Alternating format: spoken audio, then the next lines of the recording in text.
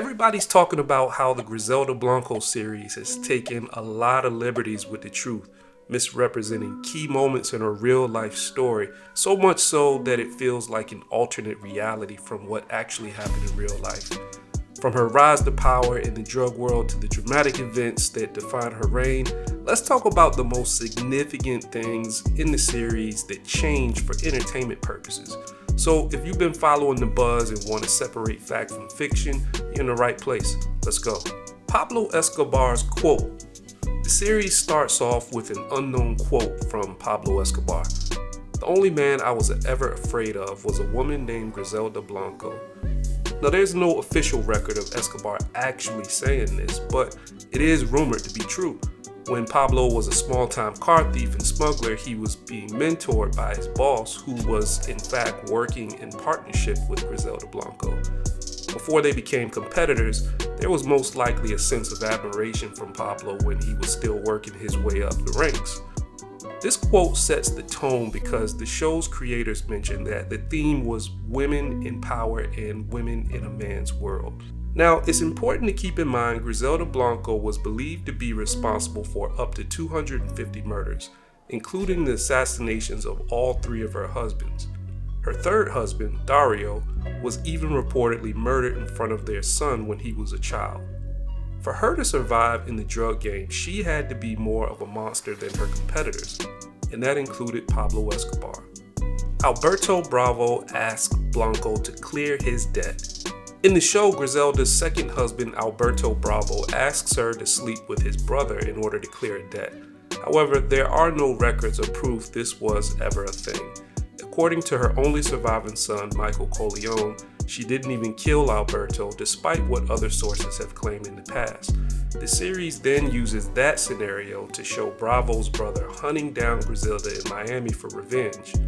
But at the very last minute, his main henchman, Dario, kills him to save Blanco and her son. From there, they fall in love and get married. This is also made up for the series and sets a false narrative on how their relationship was actually established. Griselda needed Amilcar's permission in Miami. The series spends a lot of time up front showing Sofia Vergara struggling and begging to sell a single kilo of cocaine that she managed to smuggle out of Medellin while fleeing for her life. But based on several public records and according to her son Michael Corleone, Griselda reportedly controlled most of the cocaine drug trade in Miami weeks after initially arriving. This is because prior to Miami, Griselda had been flooding the streets of New York with boatloads of cocaine, of course with the mafia's permission. This was, after all, the late 70s, where the mob was running New York. By the time she moved to Miami, she was already getting her drugs by the ton from Bolivia and the Cali cartel. There was just no other narco in Miami with that much product during that time. Now let's talk about the makeup.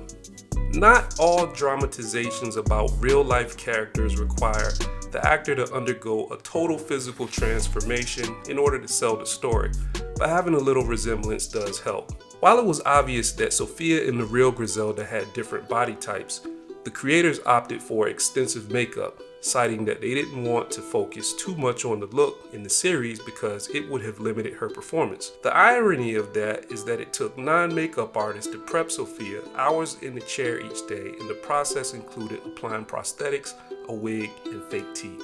If that wasn't focusing too much on the look, I don't know what is. With all that emphasis on makeup, they left out one of the most important features of Griselda's face, the cleft chin.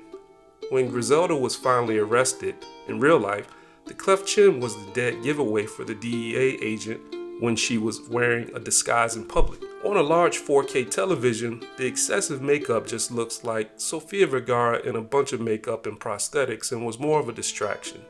Personal opinion, of course. Rafa and the Ochoas offered Griselda a $15 million buyout.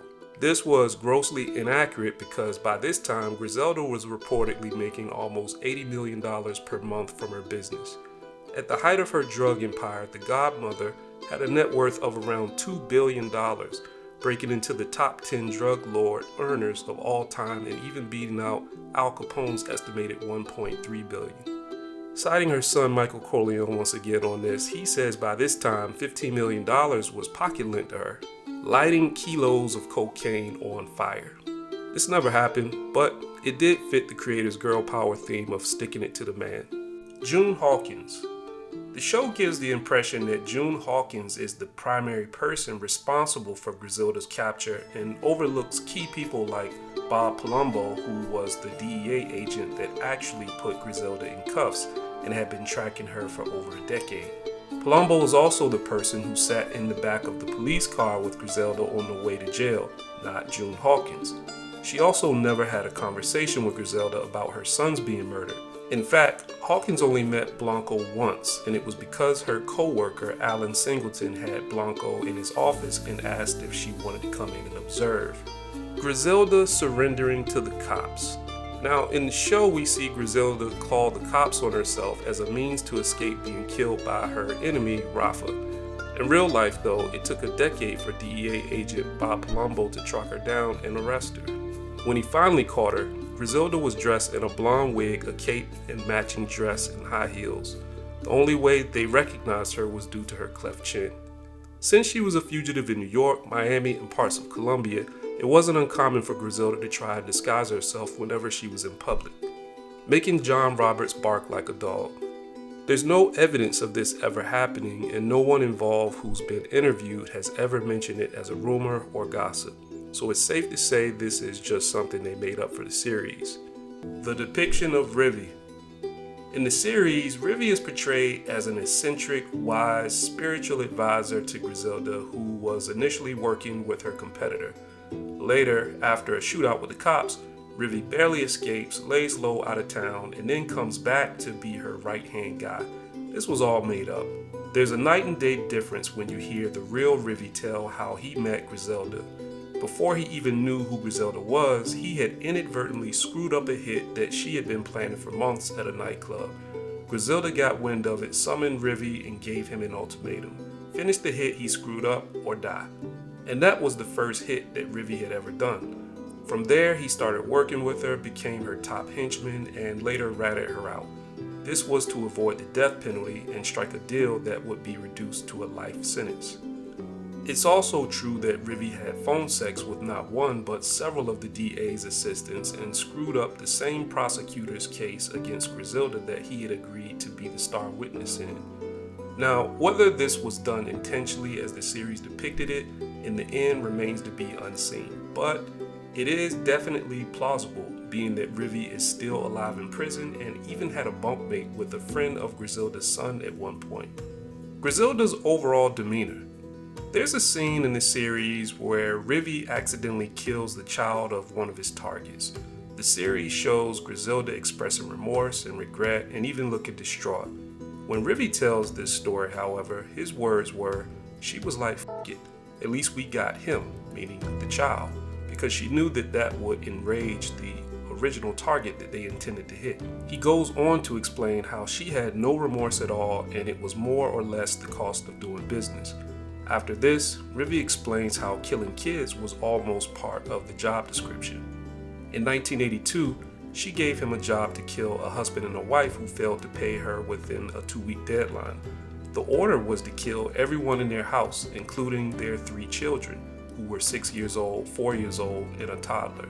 According to Rivy, he was the only reason those kids' lives were spared when it came time to actually execute.